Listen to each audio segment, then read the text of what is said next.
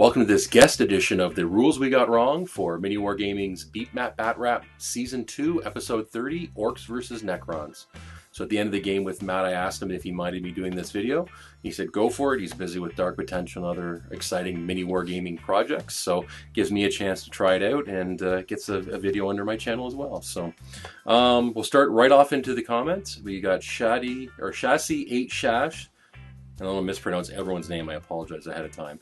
I know 1,500 points isn't the biggest game, but those armies look kind of small, especially the Ork one. But if you look at the Bike Knob Squad with the War Boss, that was almost 550 or just over 550 points, which is a third of the list. If you look at Matthew's Royal Court, I think it was just under 700 points. You're looking at almost half the list. So you're right, they were a couple really point-heavy units, which if you've watched the game, you've seen that, well, the Orks didn't do it much with them. So Dawes Del Notch said, I don't know if Fraser did this on purpose, but the Death Coptas have the Scout Special rule.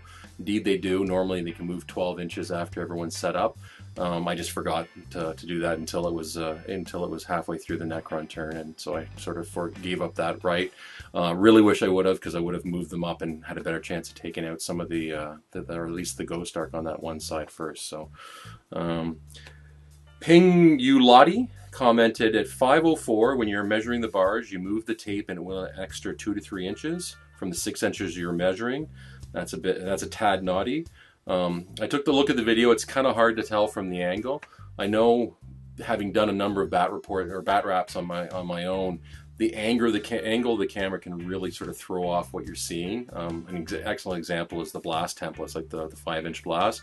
From one side of the table, it looks like you're covering everything, but when you look above, you're only be hitting 1 or 2. So, but we'll let Matthew know. I'm sure he didn't do it intentionally. And then Ostler also commented about the maneuver that Necron and Dark Eldar players can use, which is where they're allowed to pivot on base without it counting as a move, and then moving their 6 inches, and that's which I guess a lot of people, I guess if you're a Necron player and a Dark Eldar player, you love it. If you're not, then you probably don't, but it follows the letter of the law. Skimmers, you measure from not from the base, but from the vehicle, and if you get that free pivot, in some cases, you technically, the rule states you get that, you're almost getting an extra 2-inch move for free. But if you're having issues with it, and Matthew and I had a couple things we discussed as the game went on as well, I'll just discuss it with your opponent ahead of time and sort of set those rules down ahead of time. So in a friendly game like this, really didn't matter, but if you're in a tournament, I could see there being some concerns, and hopefully the tournament organizers will address that. So Damon X89, it's 13 episodes, but which season? He's referring to the first game I played against Matthew, which would have been Season 2, Episode 17. That would have been in January of 2012, where Matthew beat me again.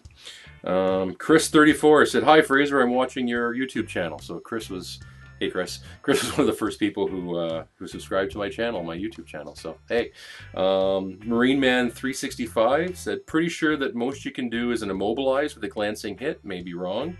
And Snow Orb, Skid Mark, gotta love that username, and Ostler all responded, pointing out that you're right, when you do a glancing, it's a -2 to the roll, but because the battle wagon was open top, you get a +1, so that you go from a 6, which would have been destroyed, down to immobilized, but back up to a wreck because of it being a +1. So Aberjan asks, how do weapons on the Ghost Ark, or how do weapons work on the Ghost Ark? Can they move and shoot all the guns and the warriors, or can only the vehicle weapon shoot as it moves? So the Ghost Ark is a open top skimmer, so the vehicle, if it moves up to 6 inches, it can fire both of the Gauss arrays, plus the troops inside can fire. And no, back that up, sorry. If it moves, stay still, everything can fire. If it moves up to 6 inches, the troops inside and one of the arrays can fire, and then anything faster, it can move up to 12 inches, but it can't fire. I have to remember it doesn't have the fast rule like the Orks trucks do. Okay, Sycarus 777. If a vehicle is immobilized and then it has all the weapons destroyed, it's considered a wreck. It's note in the vehicle damage chart, which Ostler responded, that's incorrect. If it is immobilized and all the weapons are destroyed, the next immobilized or weapon destroyed result will wreck. And that's correct. So you have to, in the case they're talking about, I believe they were talking about was it the battle wagon? I don't remember if it was the battle wagon or the Ghost Ark, but basically you immobilized it, fired on it again, took out another one of the weapons. So the next shot would have destroyed it, or did destroy it. Matthew 27:92. If someone rolls a weapon destroyed for Ghost Ark, is the whole array destroyed or just a single Gauss flare? And it's the whole array. So the gun itself, even though it says there's 5 of them and you get 10 shots if you're rapid firing, it's still considered one weapon. Much like I would say the bolters on the Land Raider Crusader. So. Blood Angel 9, he said, in the Orks assault phase, the Orks should have rolled to hit against the Ghost Ark that was immobilized in the shooting phase because the Ghost Ark had moved in the Necron movement phase the turn before. _edge_ responded with a quote from the rulebook, or from the FAQ, saying, if an immobilized vehicle moved at cruising speed in the previous movement phase, if an immobilized vehicle moved at cruising speed in the previous movement phase, is it hit automatically in the assault phase? And it's yes. So the idea is the immobilization knocked it to the ground, so that's why my guys didn't have to roll to hit. So Togen 2063 said, I thought if a character was in 1 inch of a friendly unit, it counted as being in the unit, so you couldn't fire at the war boss. Please don't hold it against me. I actually separated the war boss, and that was a tactical mistake for myself. I was thinking that, without going into too much details, I was hoping to pop the Ghost Ark with the war boss, forcing the troops to come out, and then being able to assault those with the Knob Squad. But the assault all happens at the same time, so that was a fault on mine. But we did purposely keep, when I separated them during the movement, there was 3 inches between them, so they were, and then when they went into the assault, they got back close together, but they were still considered separated. We actually had a bit of a discussion, because I'd never separated it and then gone to the same area before, so it was a learning experience for me. Shama Badu said the Immortals should have rolled for pinning after being shot at the DACA, although with a leadership 10, they probably would have made it. In that case, the first set of shooting, the DACA jet didn't wound. Basically, Matthew was able to make all the saves. So my understanding with pinning is you don't have to roll for a pinning unless there's a wound. If I'm wrong, feel free to comment below, because I'm sure that I may be incorrect. So actually, if you know for sure, throw in the comment below. That way we can clarify it for everyone. The second round of shooting, he did do the pinning test, because I did get a couple wounds on that one. Okay. Warspawn Warrior says, it brings a smile to my face when Necron's actually making sweeping advance. Upon looking back at this game, it looks like the Necrons were more orky than the Orks were, which tells you I was not living up to my war boss responsibilities. Okay, so Kelvar said, how did you rapid fire then charged on turn 5 with the Warriors? And quite a number of people pointed this out as well, and we just wind up missing it. It was just, I think, it was the heat of the battle. We just brought them up and tried to assault. Now, at this point, though, I believe one of the guys here said that it didn't. Oh yeah, Osler or Olinser said that it didn't matter because the Warriors didn't cause any wounds. So really, it was the move came up, but it didn't have an effect on it. So. Gosford said, too many toys, not enough boys, wah, and I tend to agree. I thought I brought a good list, but it turned out not to be. And this is, I have to admit, this is the biggest thing I have to hang my head in shame for. Quillis12319, as well as a number of other people, including Orky Benji, who has been commenting on a lot of my videos as well.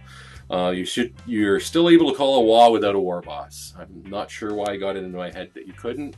Matt was convinced I could, but I argued against it, and I really shouldn't have, because then I would have been able to get more shots off with my DACA jet. So, but live and learn. You won't see me making that mistake again, that's for sure. And that's one of the things I like about doing these kind of videos, is you find the mistakes that you think you're doing it right, and then you realize, well, wait a minute, maybe not. So always good to have the input from everyone I find. So Max Dammit commented, isn't blown up vehicle also dangerous terrain? And indeed it is. It's both dangerous and difficult terrain. So and then the last section is mostly comments about the play. I think a lot of people commented about how the tactics weren't weren't well thought out, or the orc player wasn't really thinking things through. I did have a plan, believe it or not. I did go in there. I know there's been a few comments about giving up turn 1. I've actually had more luck when I go turn 2 as an orc than I do as 1. And if you look at the roll for the Steel Initiative, I came this close to getting it. It was rolling towards a 6 and then went back. But I find with this small of an army, I needed to really pick and choose. And the idea was to go up the 2 flanks, take out the 2 Immortals, squads of Immortals, and then the Ghost Arcs. And then if I could, deal with the Royal Court. But that Royal Court, really, I have to admit, intimidated the heck out of me with some of its counterattack, or the rules that it had, including the one where you get D6, I think Strength 8, AP2 hits when you assault into that unit. So it was, I have to admit, I was a little bit intimidated even with the bike squads. So, and let's just see.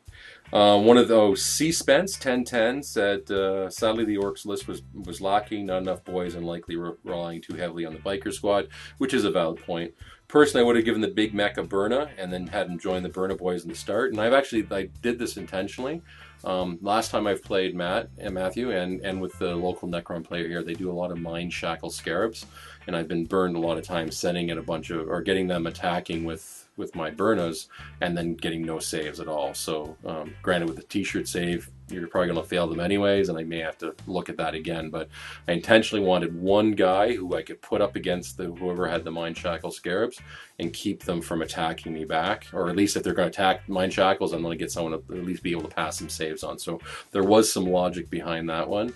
But the list that Matt brought, Matthew, we keep calling him Matt because the opening. Does anyone else do that? They want to call him Matt, but when he introduces himself, it's always Matthew. I don't know, it's just a thought. So, but anyway, so Matthew's list was a lot different than he brought the last time, and much different than I'm used to playing with our local gaming group here. So, and overall, I think that was really about it for the comments. I appreciate all the comments, and if you have any more to this video, throw them in there as well. Also, Matthew had suggested that I could promote my own channel. So I have a YouTube channel. It's called Wargamer Dragonar, but everything's done under the Deff Head dice. You'll notice all the dice in the game were the Deff Head ones as well. So I'll put links to the BatRep tournament series we're currently having going on, as well as my new Box to Battle series, where I took my DACA jet, which is actually right here, as you can see. I basically assembled it in 48 hours with a basic paint job, and I'll keep going on talking about some of the tactics and things I'm going to use with it as well. So click on the links at the end of the video, and thanks for watching, and happy wargaming.